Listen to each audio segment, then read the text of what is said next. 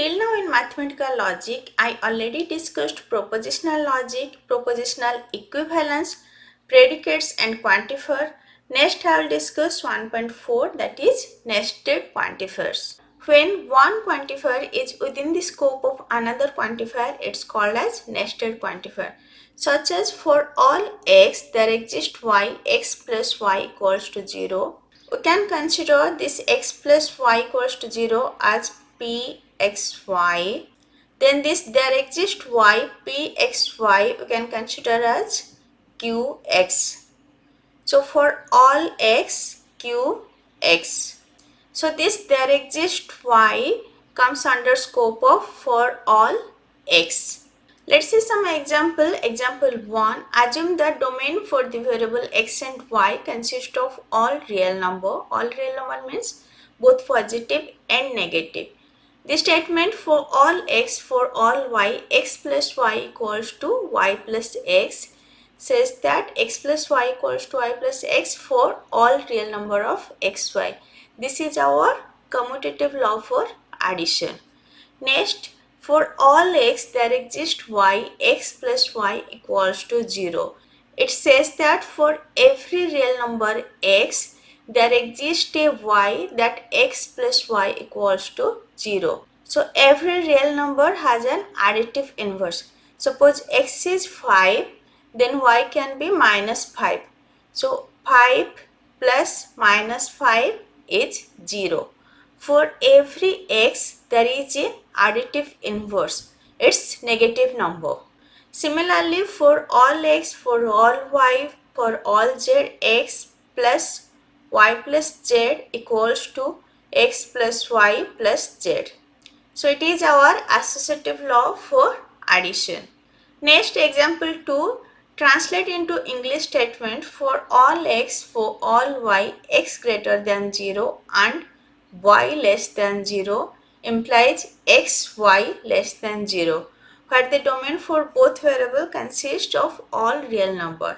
It means if x is positive number and y is negative number, then x multiplication y will be negative. Suppose one number is positive, one number is negative, then their multiplication is negative. Now the order of quantifier. If both quantifiers are same, like both are universal or both are existential, then it doesn't matter. If both are different, then it matter. Okay? So if both are universal or both are existential, then we can switch. We can swap the place, but if both are different, we cannot switch, meaning will be different. The order of quantifier is important unless all quantifiers are either universal or all are existential.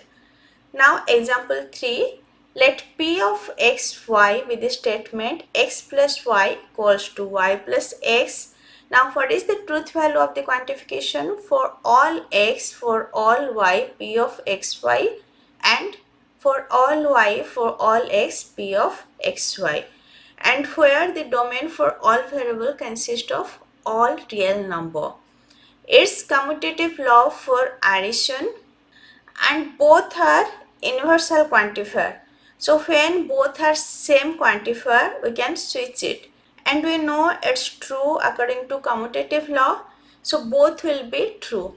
For all x, for all y, p of xy denotes the proposition that for all real number xy, x plus y equals to y plus x. It is the commutative law for addition. And the statement for all y, for all x, p of xy says that for all real number yx, x plus y equals to y plus x. Here for all real number xy, as x come first, here y come first. So both have the same meaning and both are true. Both are logically equivalent. Next example 4. Let qxy denotes x plus y equals to 0. What will be truth value of the quantification? There exists y for all x, q of xy, and for all x there exists y, q of xy, where domain for all variable consists of all real number. Here you can mark first one is existential, then universal, and here first is universal, then existential. Both quantifiers are not same, both quantifiers are different. When quantifiers are different, orders matter. Let's check first one. There exists y for all x q of xy. It means for every real number x, there is a real number y such that q of xy. Q of xy is what? X plus y equals to 0. So no matter whatever the value of y, for that x plus y equals to 0. Suppose y equals to 5, then for 5, for every x value, 5 plus x will be 0. So no matter what value of y is chosen, there is only one value x for which x plus y equals to 0. Like for 5, it's minus 5, because there is no real number y such that x plus y is 0 for all real number x. Like it is saying, suppose you are taking y as 5 and x can be minus 5, minus 3, suppose 7. For all real number, its addition will be 0. No, it's not possible. Suppose for a single y, there are no multiple x for which x plus y will be 0. That's why it is false. I already discussed quantifier. Just go through the quantifier lecture, you will understand. Next, for all x there exists y q of xy. This means for every real number x, there is a real number y such that x plus y equals to 0. So given a real number x, there is a real number y such that x plus y equals to 0. Yes, it's possible. So y can be minus x. So for every x, there is a minus x. Like x equals to 5, then y can be minus 5. Suppose x equals to 3, y can be minus 3. Suppose x equals to 10, y can be minus 10. So for every x value, there is a y such that x plus y equals to 0. This is true. But in previous case, it was for single y, there are multiple x that x plus y equals to 0. Like for y5, there are multiple x that addition will be 0. This is wrong. So here both statements are not logically equivalent. For all x, there exists y q xy is true, whereas there exists y for all x q of xy is false. Both are not logically equivalent. In the second case, here y is dependent on x. Y scope is under for all x, y is dependent on x, whereas in the first case, y is independent. Y is a constant that is independent of x. So from this, we conclude that if there exists y for all x, p of xy is true, then for all x there exists y, p of xy must be true. If this true means this true. In our example, we found this as a true whereas this as a false.